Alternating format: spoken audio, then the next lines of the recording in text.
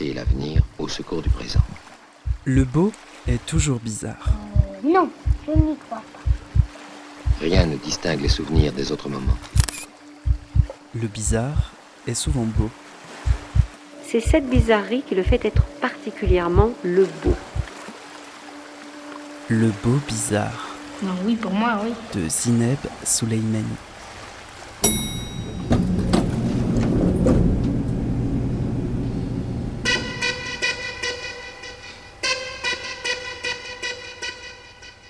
Bonjour à toutes, bonjour à tous. Bienvenue dans Le Beau Bizarre, un espace sonore qui se veut ouvert sur l'étrange, le dérangeant, le marginal et l'indomptable. Parce qu'à y regarder de près, le bizarre est souvent beau. Je suis Zineb Souleymani et dans ce premier numéro du Beau Bizarre, nous allons approcher la figure de la sorcière. Hameçon du diable, tison d'enfer, laidron à nez crochu, chaudron, manche à balai, sortilège, beauté vénéneuse, maléfice et démon au coin du bois, l'imaginaire collectif regorge de motifs stéréotypés lorsque l'on évoque les sorcières. Mais avant de devenir ce personnage canonique de fiction, un mythe et des personnages phares de la pop culture, les sorcières s'inscrivaient dans la réalité, et leur chasse était bien réelle. Et il existe depuis toujours une peur des femmes savantes, notamment des femmes âgées, isolées, indépendantes qui vivaient seules et soignaient le voisinage. Qui étaient les sorcières ? Qui sont les sorcières d'aujourd'hui ?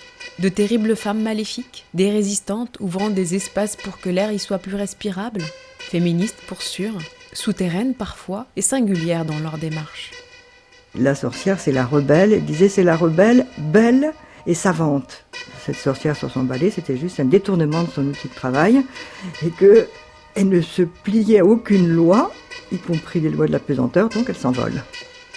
Pour cette émission, nous partons à Poitiers, pour le Festival Accord, un festival de danse contemporaine organisé par le TAP, Théâtre et Auditorium de Poitiers. Nous y serons avec Thomas Ferrand et Annabelle Guéredra, qui, dans un savant mélange de nécessité et de génie de la programmation, convoquent tour à tour la figure de la sorcière.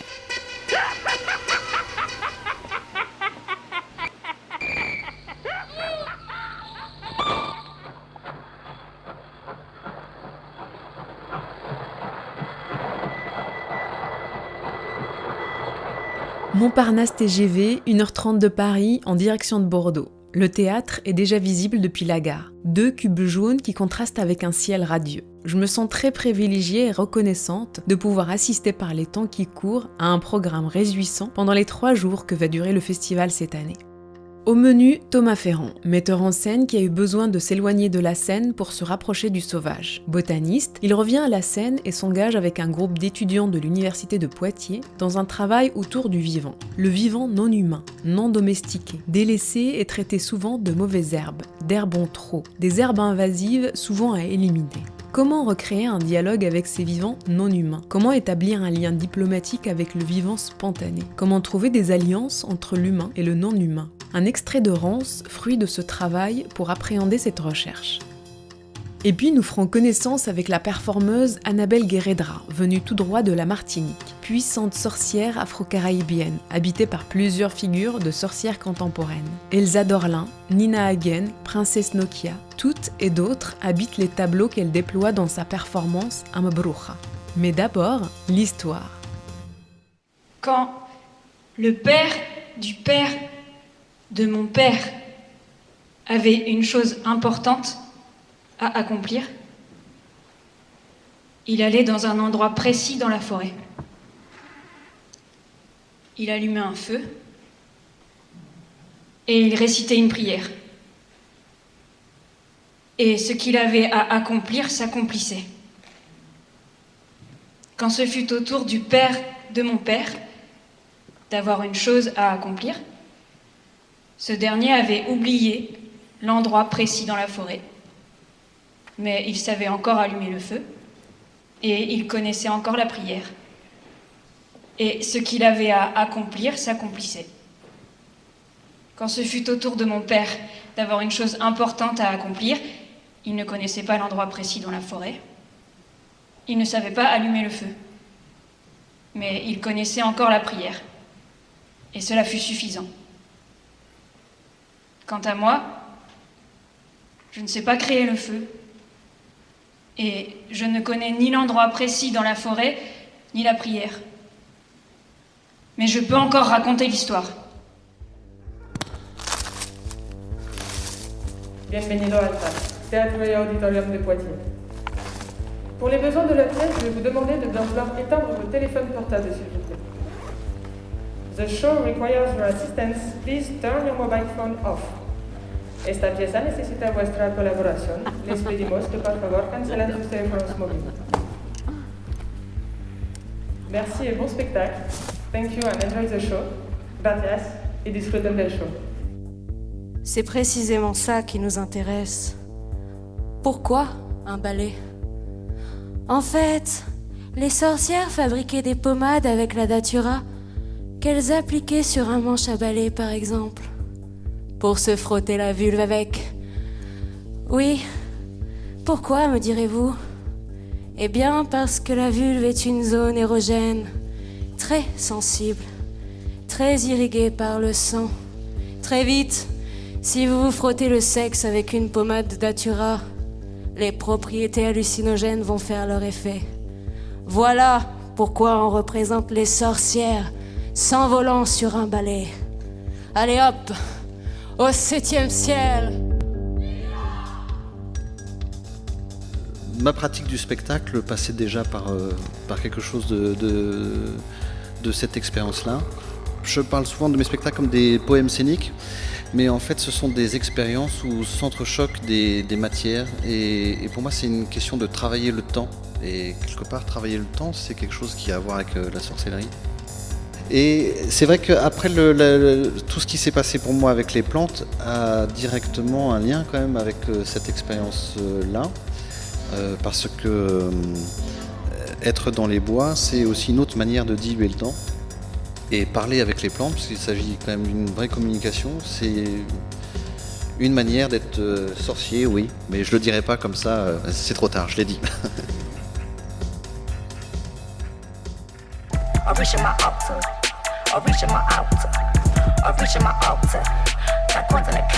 that black Rican bruja straight out from the Yoruba. And my people come from Africa, diaspora, Cuba. And you mix that Afro-Wet, that original people. I'm that black Native American, I vanquish your evil. I'm that black Rican bruja straight out from the Yoruba. And my ancestors Nigerian, my grandma's was brujas. And I come from Manala, and it's Puerto Rico. And it's one of the smallest, but it got the most... Ambroja.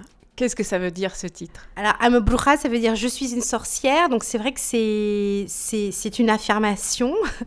C'est un mélange, donc, I'm et a bruja d'anglais et d'espagnol, et qui est le refrain d'une chanson de Princesse Nokia qui s'appelle Brujas, où elle dit I'm a bruja, I'm a bruja. Et voilà, donc c'est aussi l'affirmative de voilà, je suis une sorcière, donc je me positionne comme sorcière.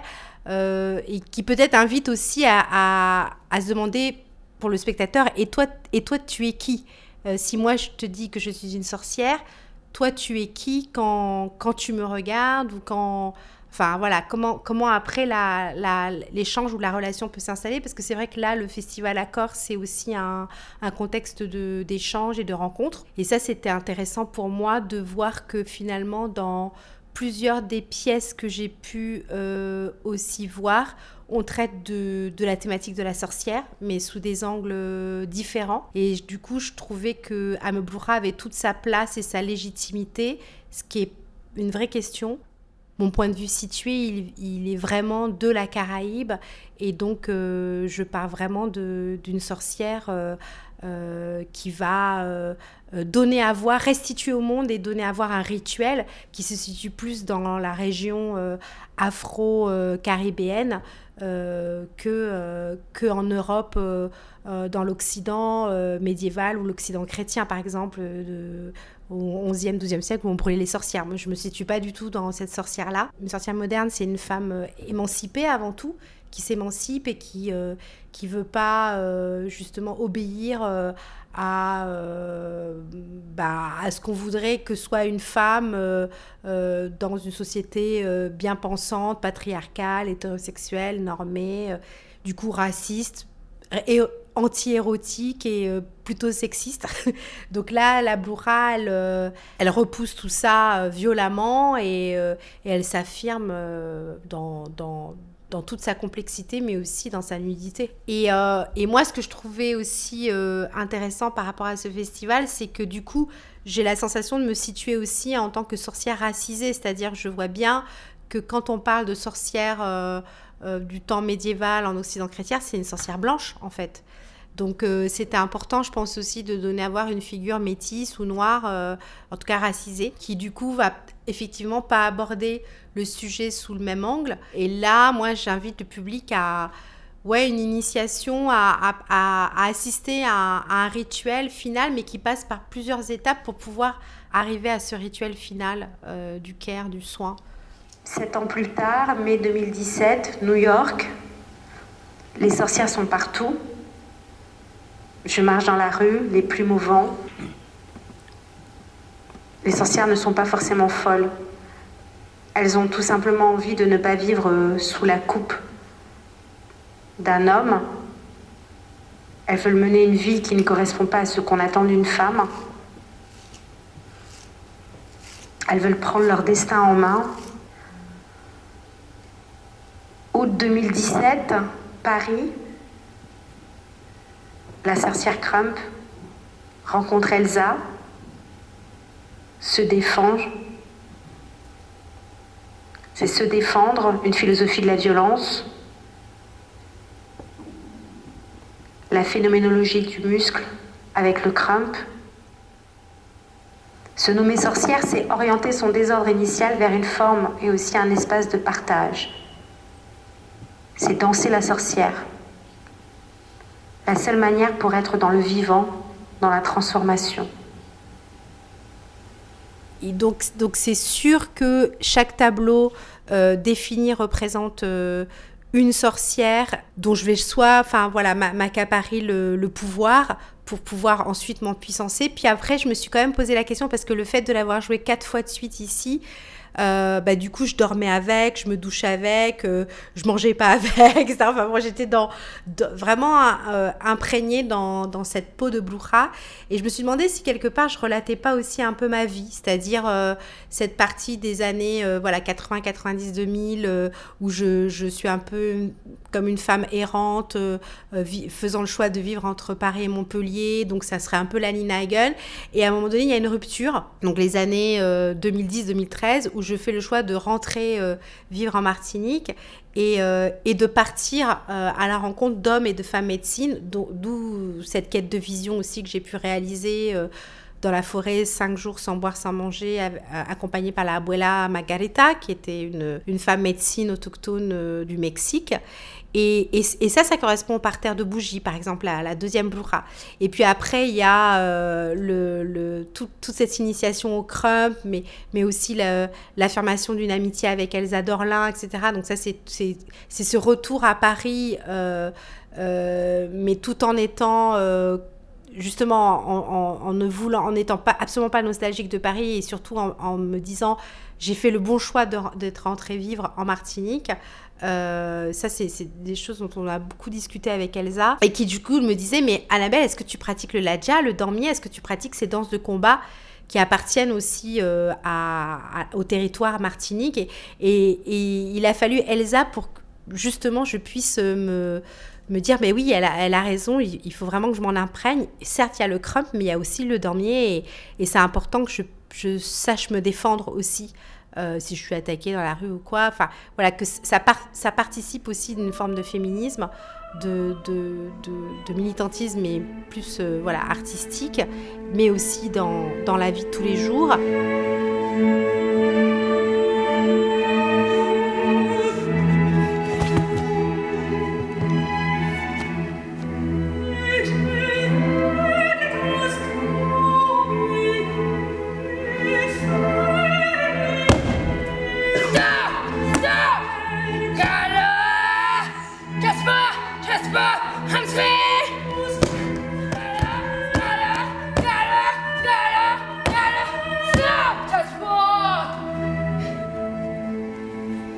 Et après, une fois cette phase initiatique du crump, etc., c'est l'arrivée de la sorcière à fluo qui, à un moment donné, prend le masque de maman Brigitte, en fait, de la femme de Baron Samedi, pour pouvoir justement permettre que le rituel ait lieu. Et ça, je pense que c'est tous ces bains des marais, tous ces rituels que j'ai pu enfin m'autoriser une fois rentrée chez moi, que ce soit à la rivière, à la mer, que ce soit dans le cadre d'un laboratoire d'art performance, que ce soit un vrai rituel, un ebo, puisque j'ai eu une initiation avec des babalao à Cuba à la cérémonie à Orula. Et donc, du coup, je connais mon signe, je connais mon orisha de tête, etc. Donc, je connais mes prières, je sais qui je dois invoquer. Et ça, du coup, c'est aussi un peu dans le parcours de la 4e et jusqu'à la 5e bourra. La bourra finale, qui est Maman de l'eau, qui est la bourra qui accueille, en fait, qui à la fois est dans le soin et en même temps qui accueille une certaine forme de vie, en fait. Et je pense que ça correspond peut-être aussi à ce désir d'enfant que j'ai pu traverser aussi, que j'ai eu de manière très très forte, ce désir de maternité. Parce qu'il y a toute la question de la sorcière. Souvent, on disait aussi que les sorcières avaient un utérus hanté parce que justement, il n'avait pas été... la sorcière n'enfante pas a priori, et donc cet utérus toujours vide, et que du coup, c'est ça aussi qui faisait qu'elle avait des pouvoirs. Moi, je pense qu'on peut être sorcière maman et avoir encore plus de pouvoirs, justement. Et que voilà, l'enfantement et la maternité, ça fait aussi partie de la bruja. Donc voilà, je pense que c'est à la fois un parcours intime et en même temps qui peut relater des figures inspirantes, ou alors faire référence à, comme j'ai parlé d'Elsa Dorlin, de Nina Hagen, Princesse Nokia, jusqu'à une figure un peu plus déifiée, on va dire, plus déique, plus de déesse, comme Yemaya au moment de l'eau. Justement, peut-être ça serait intéressant, ça serait peut-être le moment de revenir sur votre parcours. Vous avez eu un parcours très académique. À un moment donné, vous avez eu besoin de vous défaire, de toutes ces couches qui se sont posées au fur et à mesure que vous faisiez à la fois vos études, vos classes d'apprentissage, et en même temps que votre identité se composait, tout en laissant peut-être de côté la racine ou l'origine. Pourquoi il y a eu ce besoin de revenir à la source et se défaire? À un moment donné, dans le spectacle, vous dites décoloniser les corps, décoloniser les esprits, décoloniser un peu nos mémoires, peut-être aussi dans le corps. Comment ce travail-là, il est arrivé, et le besoin urgent peut-être de le faire? C'est vrai que il y a eu, ça me fait penser au livre de Louise Bourgeois qui m'avait pas mal troublée, justement, où elle parle de la déconstruction du père. Et je pense qu'il a fallu effectivement, pour moi, être dans une forme de déconstruction. Donc ça a commencé par la psychanalyse, mais à un moment donné, il fallait l'arrêter, cette psychanalyse, et que ça continue dans mon métier de danseuse, de chorégraphe. Aussi parce que mon corps a été traversé par plein de techniques différentes, et qu'à un moment donné, il a fallu, quand j'ai rencontré Anna Alprin, elle m'a dit non, mais là, t'as suffisamment été traversé par suffisamment de techniques. Maintenant, c'est quoi ta danse? Qui es-tu et c'est quoi ta danse? C'est-à-dire que tu peux pas continuer à danser Cunningham, à danser Mark Tompkins, à danser Valeshka Gerd. C'est quoi ta danse profondément, et c'est quoi ton échauffement, et c'est quoi ta propre technique? Est-ce que tu peux inventer ta technique plutôt que de tout le temps aller t'approprier les techniques des autres, comme si toi, tu n'avais pas la capacité à créer ta propre technique? Et ça, j'ai trouvé ça super fort, parce que pour moi, c'était une grosse claque, parce que j'avais l'impression d'être toujours en apprentissage, et comme si c'était jamais suffisant. Il fallait toujours que j'apprenne. La première rupture, elle a été avec mon maître de buto japonais, Sumako Koseki, où à un moment donné, j'en avais marre d'être dans ce rapport maître-élève et dans ce rapport de soumission qui est très lié à la culture japonaise et de toute façon à la transmission du buto, qui est une danse des origines très archaïque, mais aussi très avec énormément de discipline et qui est vraiment lié sur ce rapport maître-élève, de soumission, etc. Et à un moment donné, je me suis dit, mais je ne suis pas japonaise, déjà, je suis caribéenne, donc il faut que j'arrête ça aussi de vouloir m'imprégner des cultures des autres, mais elle est où ma propre culture? Et après, quand je rencontre Anna Alpruin et qu'elle me dit, mais ta culture est... Enfin, quand je lui montre un autoportrait, elle me dit, wow, you've got a very, very strong culture. Alors, je dis, yes, I come from French Caribbean island. Et là, elle me répond, this is not this culture. I don't think... Voilà, je ne sais pas de cette culture-là dont je te parle. C'est autre chose, c'est une autre culture. Et ça m'a vraiment posé question parce que je me suis dit, est-ce qu'elle parle de ma lignée généalogique intergénérationnelle juive ashkénaze, russe de ma mère? Est-ce qu'elle me parle, alors que moi je suis en train de me réclamer ses origines africaines, afro-caribéennes, etc. Est-ce qu'elle parle de ça? Est-ce qu'elle parle plutôt d'une forme de spiritualité englobante que j'ai aussi, du fait d'avoir beaucoup pratiqué le bouddhisme, le zen, via le Buto? Mais après, de m'être beaucoup intéressée, forcément, à la Kabbale, de par ses origines, de par mon arrière-grand-mère et grand-mère, etc. Juive ashkénaze de Russie. Et puis après, en même temps, j'étais très attirée par l'islam. En commençant à aller voir des quimboiseurs, je me suis rendu compte qu'eux-mêmes, ils mélangeaient du petit Albert, du grand Albert, de la Bible. Donc, du coup, je me suis intéressée à la Bible. Enfin, de m'apercevoir que j'étais face, que moi-même, c'était important de m'autoriser, et c'est là qu'a démarré le processus décolonial, ce syncrétisme magico-religieux, de faire confiance à ce syncrétisme, donc de me dire non, il faut vraiment que je me réapproprie tout ce qui me constitue cellulairement au niveau de la mémoire, ces complexités, ces couches qui me constituent, qui sont hyper complexes en fait, pour peut-être me rapprocher un peu plus de l'humain en fait, c'est-à-dire d'être encore un peu plus touché, accéder à un plus d'humanité, toujours un peu plus. Je pense que c'est un peu ma quête, en fait. Donc, la Bloucha, elle est là pour soigner, ou savoir se défendre. Elle propose aussi à d'autres femmes de se soigner, de se défendre. Je pense que j'ai été très touchée aussi quand je suis rentrée en Martinique. J'avais pas envie de rentrer soit pour la famille, soit pour une quête identitaire. Ça, j'y crois pas. J'ai eu vraiment envie de rentrer parce que déjà, j'avais envie de revenir à une situation de confort. Je me dis, je mérite le confort et j'en ai marre d'être une errante entre Montpellier, Paris, etc. Et qu'en plus, mon travail ne soit pas reconnu parce qu'à ce moment-là, j'étais complètement invisibilisée sur la scène contemporaine chorégraphique française. C'est pour ça que je suis super contente d'ailleurs d'être ici, avoir été invitée par la table de Poitiers parce que je pense que c'est une belle reconnaissance de 18 ans de travail et de ne pas avoir lâché, d'avoir résisté, mais aussi du coup de m'être autorisée à revenir dans le confort, à revenir dans mes cellules. Je sentais que j'avais besoin d'une eau chaude, de me baigner dans la mer des Caraïbes, de prendre soin de moi. Comme je travaillais en plus sur le toucher cellulaire, sur une technique somatique qui s'appelle le Body Mind Centering, qui elle aussi a réussi à me défaire de beaucoup de mes techniques qui finalement m'engonçaient dans un corps assez rigide. Le body mind, du fait qu'on revienne à la cellule, qu'on revienne au liquide, voilà, qu'on est dans le salivaire, l'invagination de son tube digestif, qu'on puisse refaire la liaison entre bouche et anus, mais liée à sa colonne vertébrale ou à la mémoire de sa colonne. Et tout ça me permettait du coup de me défaire de beaucoup de pratiques un peu rigides qui ont finalement fini par rigidifier mon corps ou me mettre dans une forme de systématique gestuelle.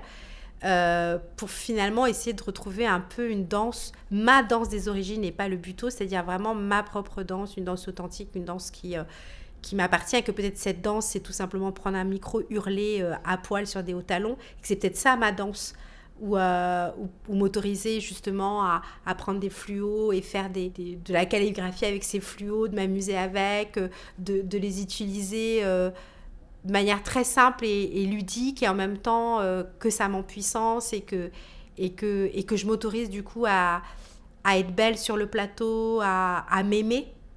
Moi, je pense que tout ça, c'est aussi une quête vers l'amour de soi, retrouver de la dignité, de la confiance et aussi un amour de soi-même. La métropole, elle n'est pas très tendre avec ça pour les femmes racisées et en plus artistes, de retrouver l'amour de soi. C'est dur. C'est très difficile.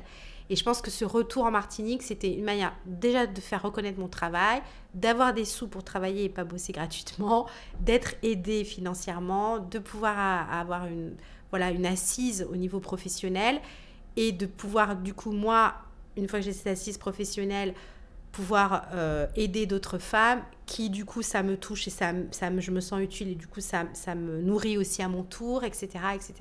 Et après du coup de pouvoir repartir, mais cette fois-ci de la Martinique, de revoyager, mais à partir d'une base qui est plus solide, plus accueillante, plus solidaire aussi peut-être, moins froide, une terre moins froide, plus chaude, ce dont j'avais vraiment besoin. Alors que je ne suis pas née en Martinique, je suis née en Nouvelle-Calédonie. Après, avec mes parents, on a vécu au Congo, Brazzaville, à Pointe-Noire et au Sénégal. Donc, je suis arrivée en Martinique, c'était pour ma 6e. Mes 2 parents sont martiniquais, mais voilà, ma mère a des origines aussi russes, etc. Donc le milieu, il est complexe. Mais la Martinique a été vraiment pour moi une terre d'accueil, quelque part. Mais voilà, moi, j'aimerais plus parler de post-identité ou, tu vois, d'identité queer au sens hybride du terme, bizarre, quelque chose de bizarre plutôt que de... Même si je le dis ouvertement, je suis martiniquaise, etc. Après, je ne sais pas si mon travail, il est vraiment que lié à la Martinique. Moi, je pense qu'il est quand même pluriel, il ouvre sur plein de champs, parce qu'il y a tellement de batailles aussi à mener que du coup, j'ai besoin de plein de femmes référentes. Pour l'instant, là, je suis sur un nouveau projet avec 2 autres femmes artistes noires, où justement, on tâche de récolter des femmes inspirantes noires. Mais c'est vrai que jusqu'à présent, mes femmes inspirantes, elles ne sont pas noires. Elles sont soit juives, soit allemandes, soit nord-américaines. Et ça aussi, c'est étrange, quelque part. Quand vous dites « Amabroucha, je suis une sorcière », pour moi, ça répond comme si c'est la réponse à qui je suis. C'est-à-dire que je ne suis pas que martiniquaise, je ne suis pas que femme, je ne suis pas que personne racisée, je ne suis pas que une personne qui a été formée dans les bons codes, dans les bons circuits français métropolitains. Je ne suis pas que une interprète de Butoh ou une praticienne de Body-Mind Centering. Je ne suis pas que... C'est-à-dire c'est une manière de dire... je suis tout ça à la fois, en fait, d'affirmer que je suis une bruja, c'est que je suis toutes les personnes que vous voulez pas accepter dans vos cases bien étriquées. Moi, je les explose et je m'en libère, je m'en affranchis, et je dis sorcière. Complètement. C'est complètement ça. Bruja serait comme un terme générique pour effectivement regrouper toute cette complexité et en même temps, comme vous dites, exploser les cadres. Exploser les cadres, les limites, les frontières. Je pense que souvent, j'ai beaucoup questionné les limites de l'autorité, les limites du cadre, aussi pour avoir beaucoup travaillé en extérieur, in situ, dans des sites spécifiques et pas forcément justement sur un plateau de théâtre. Aussi interroger les limites de l'autorité. Ça, je pense que c'est quelque chose, justement, dans le rapport maître-élève, dans le rapport de transmission, comment finalement en danse, on peut souvent se retrouver, je parle en tant que danseur-interprète, on a du mal à s'affranchir à un moment donné de ce que notre chorégraphe ou notre prof va nous enseigner. Et que finalement, on reste des petits modèles ou des modèles réduits de notre prof ou notre chorégraphe, mais que finalement, soi-même, on s'autorise peu à devenir soi-même artiste et à avoir ses propres ressources, sa propre recette, suivre ses intuitions, les écouter, et se saisir de ça, de ce pouvoir-là, des savoirs qu'on a, des savoirs des fois intuitifs, pas forcément transmis, mais qu'après, on peut retrouver la source. Et ça, de toute façon, ça ne s'apprend pas. Enfin, je veux dire, si à un moment donné, moi, je ne m'autorise pas aussi à désobéir, je pense que je passe à côté de quelque chose. Et je pense que ma vie, j'ai pendant ces 18 ans de quête, quelque part, de reconnaissance dans le paysage chorégraphique français, j'ai fait 18 ans de désobéissance où j'étais là où on ne m'attendait pas, etc. Et où j'ai fait confiance à mon intuition pour créer la bruja, avec une autre bruja qui est d'ailleurs Christophe Aleb, qui m'a aidée en tant que regard extérieur. Et ça aussi, c'était une bonne intuition. Une manière aussi de faire la paix avec moi-même, parce que je pense que dans ce milieu-là, on est souvent aussi très dépendant, malheureusement, de la programmation, de plaire quelque part aux programmateurs, etc. Et là, je pense que c'était... à partir du moment où je suis plus dans de la représentation stricto sensu, mais dans un rituel, du coup, je fais la bruja d'abord pour moi, avant de le faire programmer par la suite. Et ça, c'est hyper important. C'est-à-dire que je me respecte, je prends soin de moi alors que je suis en train de performer. Et je ne fais pas que performer pour l'autre. Et je suis en train de dire quelque chose pour moi. Voilà, donc en tant que sorcière, ce ne sont pas les autres qui vont me brûler, mais c'est moi qui m'empuissance avec les fluos, avec le cadre lumineux, etc. Et ça, je pense que c'est super important que nous, en tant que femmes, encore plus femmes racisées, qu'on arrive à s'empuissancer à travers nos métiers et que du coup, on lâche le rapport de séduction et qu'on est vraiment dans ce qu'on est en train de faire et après qu'ils même me suivent, quoi. Mais justement, il y a un passage dans le spectacle où vous dites prendre soin de soi, prendre soin des autres, c'est une manière de prendre soin de l'histoire. Et est-ce que vous pensez que l'histoire est malade et de quoi elle serait malade et comment ensuite participer à son soin? L'histoire française, elle est malade de sa colonisation, elle est malade de pas réussir à digérer toute cette période coloniale et de pas dire pardon. La question de la réparation, elle est énorme, elle est hyper importante. Elle a déjà démarré au Canada avec les autochtones, indigènes, etc. Qu'est-ce qu'on attend pour pouvoir dire pardon, demander pardon et commencer vraiment la réparation à plein de niveaux et de couches différentes. Donc oui, je pense que l'histoire française, en tout cas, elle est encore malade de ça. Elle n'a pas guéri encore vraiment. Et ils sont très peu les courageux qui vont dire nous continuons à fonctionner comme des colons, etc. Ils sont très peu, ces gens-là, à poser justement un regard critique sur cette société néocoloniale et à dire non, ça suffit. Il faut vraiment que nous aussi, on démarre notre process décolonial, enfin que tout le monde s'y mette et qu'on le fasse ensemble. Et ça, c'est un gros chantier. Et je pense que dans la danse contemporaine française, elle a tout intérêt à s'emparer aussi de ça. Quand je dis s'emparer, je ne parle pas de réappropriation culturelle, attention, mais à s'emparer, c'est-à-dire à justement festoyer des chorégraphes racisés, courageux ou des metteurs en scène, metteuses en scène, qui justement parlent de ce sujet, parlent de l'afroféminisme, parle de la décolonisation du corps ou de son imaginaire, parle du rituel, parle du magico-religieux, parle de tout cet héritage plantocratique, voilà, ex-colonial, et après s'en affranchissent avec le témoignage, du coup, avec le public comme témoin de ça. C'est là où l'artiste a besoin du public pour que le public en soit témoin et que le public, du coup, approuve et qui est du coup une réparation collective et pas juste individuelle. Et c'est là que le théâtre, enfin les lieux comme le théâtre, jouent un rôle énorme dans la question des réparations, justement. Et ça pousse à mettre son énergie au bon endroit, comme le dirait Princess Nokia. Exactement. Oui, don't you fuck with my energy, effectivement. ne baisse pas avec mon énergie, dans le sens j'ai besoin de préserver mon énergie pour la mettre au bon endroit et qu'elle soit pas inutilement, que je m'épuise pas pour rien, quoi, mais que je garde cette bonne énergie pour pouvoir faire des choses constructives pour mon pays, pour mon territoire, pour moi-même, pour ma famille, pour ma communauté. Enfin, ça c'est hyper important, comme ça évite les dilutions énergétiques. La chasse reste ouverte, l'ennemi reste antérieur, dompté par le rouleau compresseur d'une modernité normative. L'intuition, indomptable, elle, prend de nouveaux visages. N'oublions pas trop de l'écouter. Et merci de votre écoute.